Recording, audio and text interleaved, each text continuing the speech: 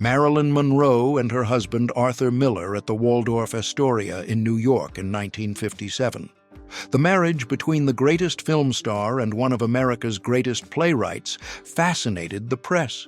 The union would last until 1961, worn down by the pressures of fame and Monroe's personal difficulties. Behind the scenes of Vivien Leigh in the famous red dress from Gone with the Wind, filmed between 1938 and 1939 on color stock. The production was among the most expensive and complex of its era, and Leigh won the Best Actress Oscar for Scarlett O'Hara, a role sought by nearly every Hollywood star. A political argument at a Toronto gas station where the owner defends his posted prohibition. Filling stations were informal spaces of public debate in North American communities where local and national issues were argued among customers, employees, and neighbors passing through during the day.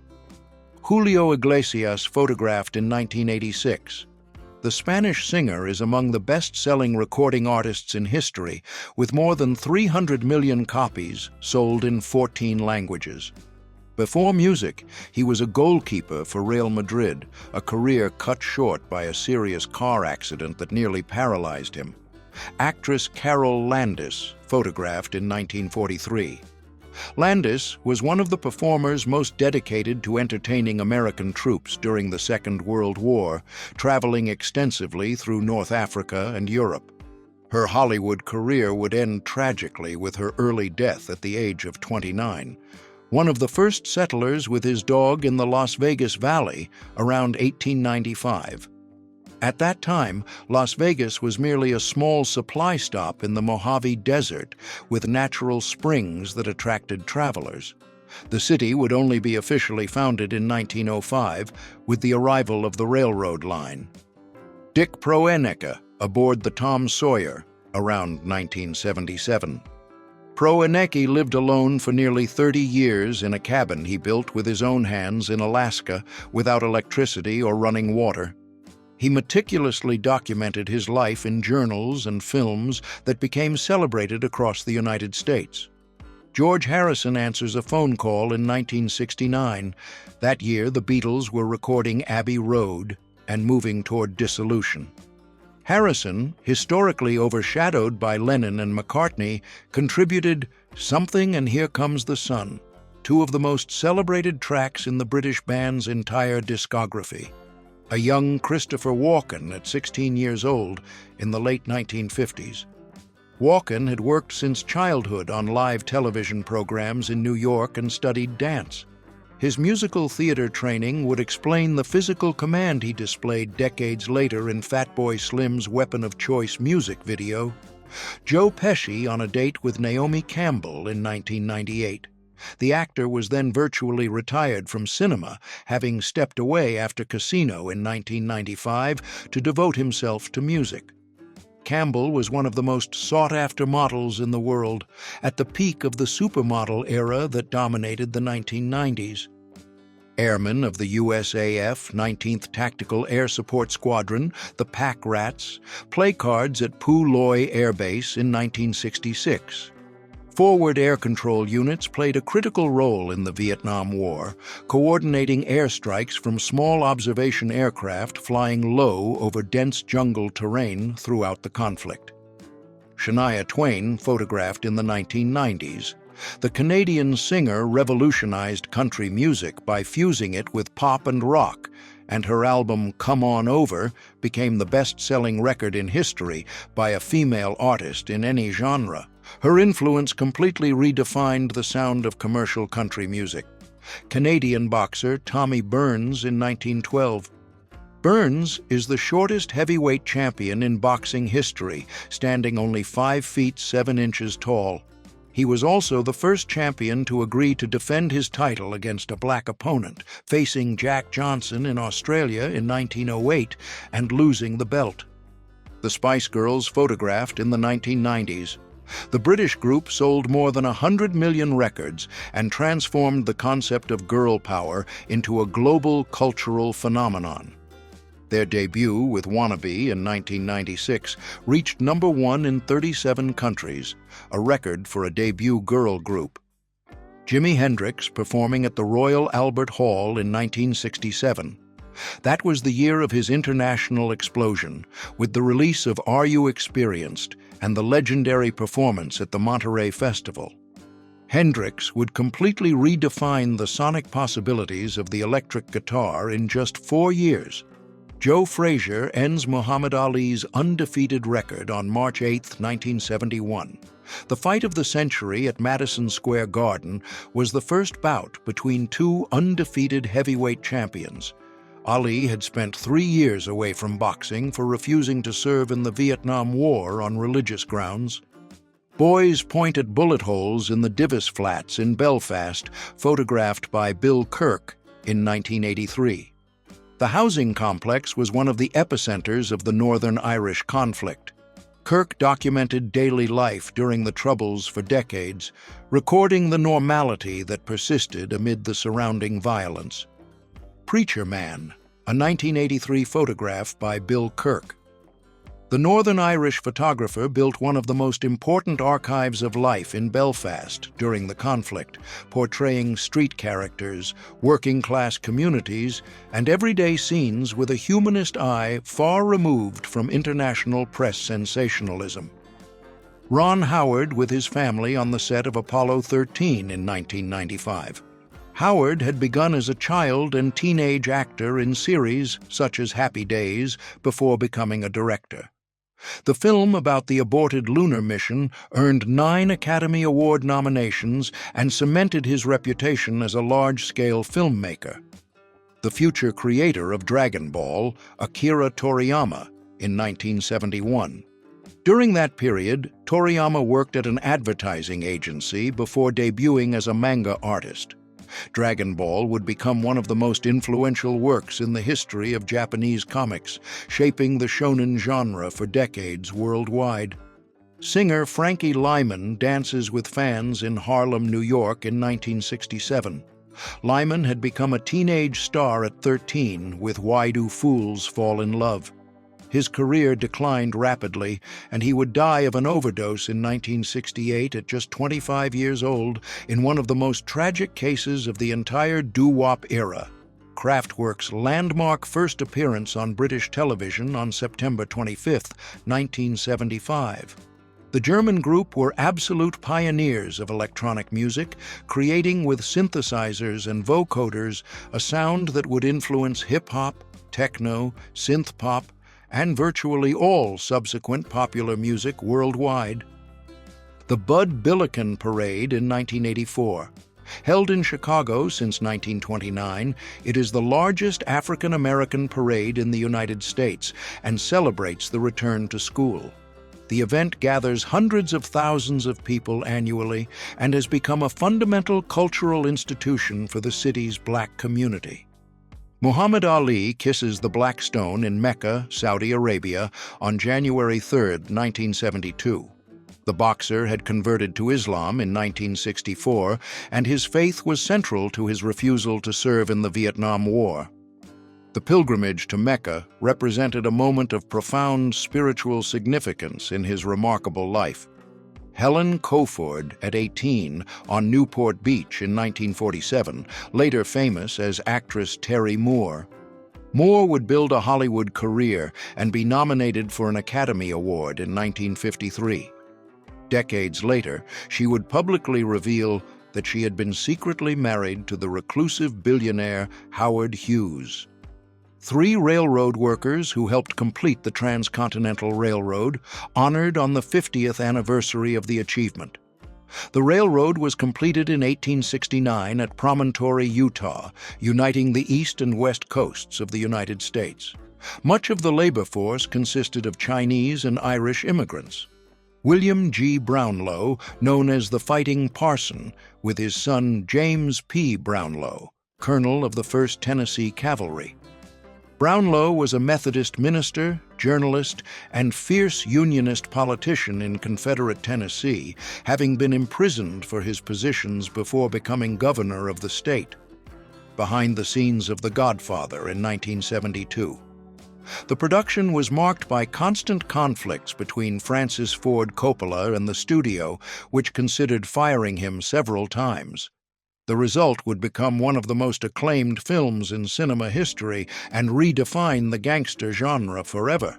Future presidents John F. Kennedy, then a lieutenant, and Dwight D. Eisenhower, an Army commander, photographed in Germany. The meeting brought together the veteran who commanded D-Day and the young naval officer who would succeed him in the presidency in 1961, marking a generational shift in American politics. Two icons and one car, Betty White drives Carol Channing to dinner in 1993. Both were legends of American entertainment with careers spanning more than half a century. White was then at the height of Golden Girl's success, and Channing was immortal on Broadway for her role in Hello, Dolly. Stanley Tucci in his graduation year between 1978 and 1979. The actor would build one of Hollywood's most versatile careers, moving between dramatic roles, comedies, and auteur productions. He is also known as a director, screenwriter, and for his cookbooks devoted to Italian culinary tradition.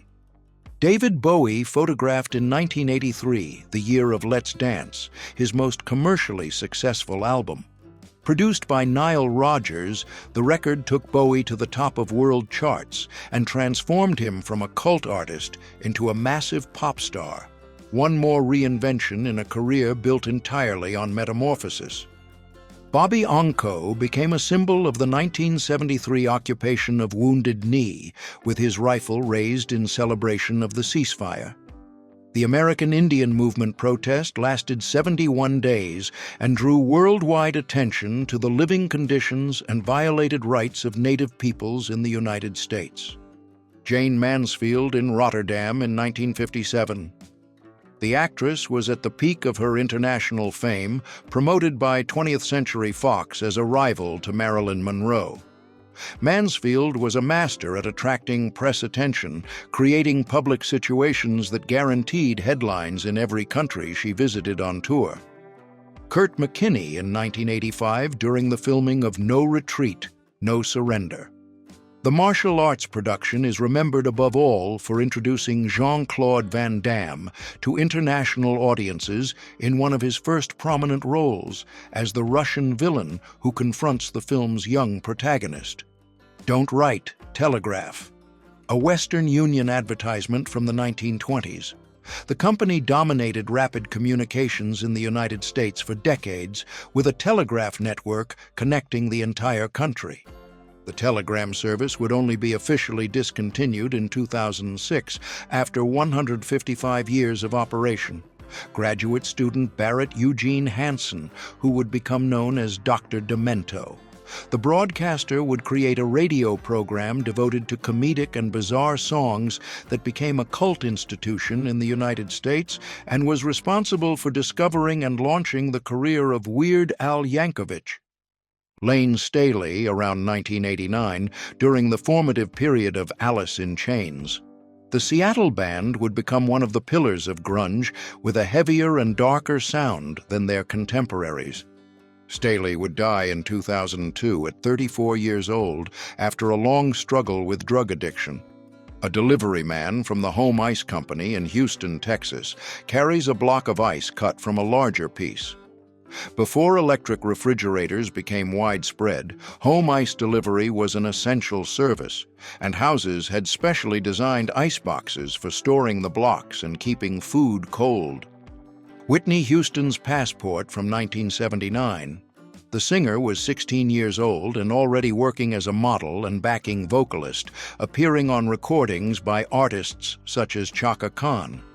Her solo debut would come 6 years later, instantly transforming her into one of the greatest voices in world music. In 1976, Ralph Macchio, aged 15, with his mother, father, and younger brother. 8 years later, Macchio would star in The Karate Kid, a film that made him a worldwide teen idol. Decades later, he would revive the character Daniel LaRusso in the series Cobra Kai for an entirely new generation. Brad Pitt, Julia Roberts, and James Gandolfini on the set of The Mexican on June 26, 2000. The film brought together two of Hollywood's biggest stars with Gandolfini, who was then experiencing the enormous success of The Sopranos. The production mixed romantic comedy and road movie with crime elements. The Beatles at Maharishi Mahesh Yogi's ashram in Rishikesh, India, in 1968. The Transcendental Meditation Study retreat was among the band's most productive periods, generating most of the songs on the White Album. The trip also popularized Indian spiritual practices throughout the Western world. A British Army Bofors anti-aircraft gun crew marks 3 kills on their weapon. The 40mm Bofors was one of the most effective and widely used anti-aircraft guns of the Second World War, employed by virtually all Allied forces both on land and aboard naval vessels throughout the conflict. In 1949, the French artist Henri Matisse, confined to bed, uses a long bamboo pole with charcoal to sketch designs on the wall. Unable to paint at an easel after surgery, Matisse developed alternative creative methods, including the celebrated colored paper cutouts of his final productive years. The Pope and Iroquois representatives in 1967. Meetings between the Catholic Church and North American indigenous leaders marked the period following the Second Vatican Council, when the institution sought to reconsider its historical relationship with colonized peoples and non-European spiritual traditions. A Milwaukee Braves game in 1953. That year, the team moved from Boston to Milwaukee, becoming the first Major League franchise to change cities in 50 years. The move was an enormous attendance success and paved the way for the geographic expansion of American professional baseball nationwide. Andy Cohen in high school in 1985. The future host and producer would become one of the most influential figures in American television, responsible for developing the Real Housewives franchise and for hosting talk programs that redefined the late-night conversation format on cable television. Actress Bessie Love around 1919 in a colorized photograph.